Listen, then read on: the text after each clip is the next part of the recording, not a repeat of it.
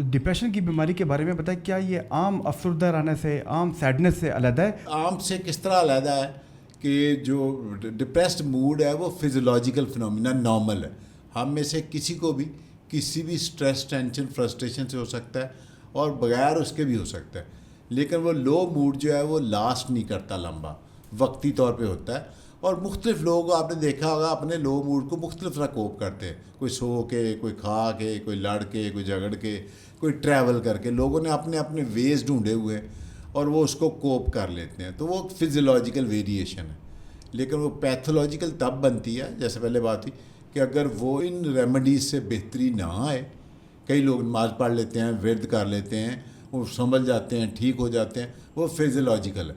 लेकिन अगर वो जितने हीले बहाने जो तरीके करते हैं रूटीन में, उनको करने से भी ये मूड बेहतर ना हो और परसिस्ट करे कुछ दिनों में, जैसे 2 हफ्ते मिनिमम डिप्रेशन के लिए, और उसके साथ और अलामात भी हैं, जैसे काम काज में उसकी दिलचस्पी कम हो जाना, रूटीन की लाइफ जिन चीज़ों को वो एंजॉय करता है उनको ना कर सके, और उसका बाकी आदत डिस्टर्ब हो जाएं, सोने की, खाने की, उसको दिलचस्पी रहे, क़ुव्वत फ़ैसला में कमी हो जाए, मेमोरी से डिस्टर्बेंस आ जाए, और इवन बाज़ का ज़िंदगी अच्छी ना लगे. तो ये कॉमन होती हैं. कई लोग तो इस तरह भी इवन हमारे पास आते हैं कि ये उनसे बच्चों की शादी का फ़ैसला नहीं हो रहा बुज़ुर्गों से, और कैरियर चॉइस करने में यंग लोगों से, कि जहाँ आपको day to day extra stress देना पड़े. तो ये एक सोचने की बात है कि ऐसा क्यों हो रहा है.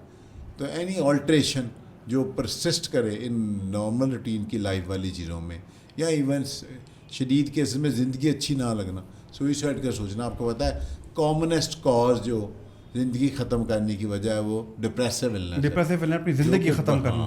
बड़ी ही कॉमन बीमारी है जिसको बड़ी आसानी से पिक किया जा सकता है और इलाज किया जा सकता है, और बहुत सारी ऐसी ज़िंदगियाँ बचाई जा सकती हैं डिप्रेशन के बारे में जान के और इसका अच्छा इलाज करके.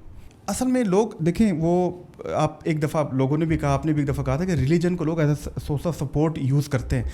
लेकिन सर, जब आपको शुगर की बीमारी हो, गॉल ब्लैडर की बीमारी हो, आपका अल्लाह ना करे फ्रैक्चर हो जाए, तो उस वक्त आप क्या, मतलब आप रिलीजन को यूज़ करेंगे या फिर आप डॉक्टर के पास जाएंगे? नहीं, डेफिनेटली आप डॉक्टर के पास जाएंगे. वही लोग हैं जिनको फ़र्क नहीं, इनफैक्ट समझ नहीं आता कि as a normal feeling sadness जो है वो फिजियोलॉजिकल जो है वो ऑफ कोर्स, जैसे हमने की मुख्तलिफ तरीके से मुख्तलिफ स्पोर्ट्स से, उसमें रिलीजियस स्पोर्ट भी शामिल है, बेहतरी आ जाती है. लेकिन जब एक बीमारी बन गई तो फिर आपको लाजमी उसके बारे में मुस्तनद लोगों से मशवरा करना चाहिए जो इस फील्ड के एक्सपर्ट हों, और हेल्प सीख करनी चाहिए. स्ट्रेस अपने आप को असेस करवाना चाहिए.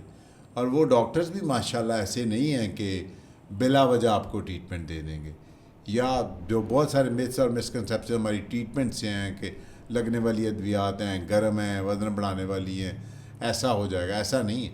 आपकी जो इंडिकेटेड होगी आपकी बीमारी के लिहाज से वो ट्रीटमेंट आपको देंगे, और जितनी देर रिक्वायर्ड हो उसके लिए देंगे, और अगर कोई साइड इफ़ेक्ट हो तो उसको भी मॉनिटर करते हैं. तो हमें ये जो इतनी कॉमन बीमारी है जिसकी इतनी पेचीदगियाँ हैं, इसको जल्दी पहचान के, लोगों की वर्क परफॉर्मेंस बड़ी डिस्टर्ब होती है, माँ घर नहीं संभाल सकती, ऑफिस वर्कर अपना काम नहीं कर पाता, स्टूडेंट पढ़ नहीं सकता. तो डाइवर्स इफ़ेक्ट आते हैं लोगों की लाइफ में. उसको पहचान के अगर हम इलाज करवा लें तो मेडिकल मॉडल को लोगों को फॉलो करना चाहिए. बाकी सब चीज़ों को जैसे अपने बात की स्पोर्ट के लिए यूज़ कर लें डेफिनेटली, और वो भी बंदे के फ़ेथ के लिहाज से, जो उसका फ़ेथ है, जो उसका यकीन है, उसके अकॉर्डिंगली आप इन चीज़ों को भी साथ शामिल कर लें तो डेफिनेटली फ़ायदा होता है. दोस्तों, अगर आपको ये वाली वीडियो पसंद आई है तो इस वीडियो का मुकम्मल पॉडकास्ट हमारे YouTube चैनल पे मौजूद है. उसका लिंक हमारे डिस्क्रिप्शन में ज़रूर मौजूद होगा. चलिए वहाँ पे मिलते हैं.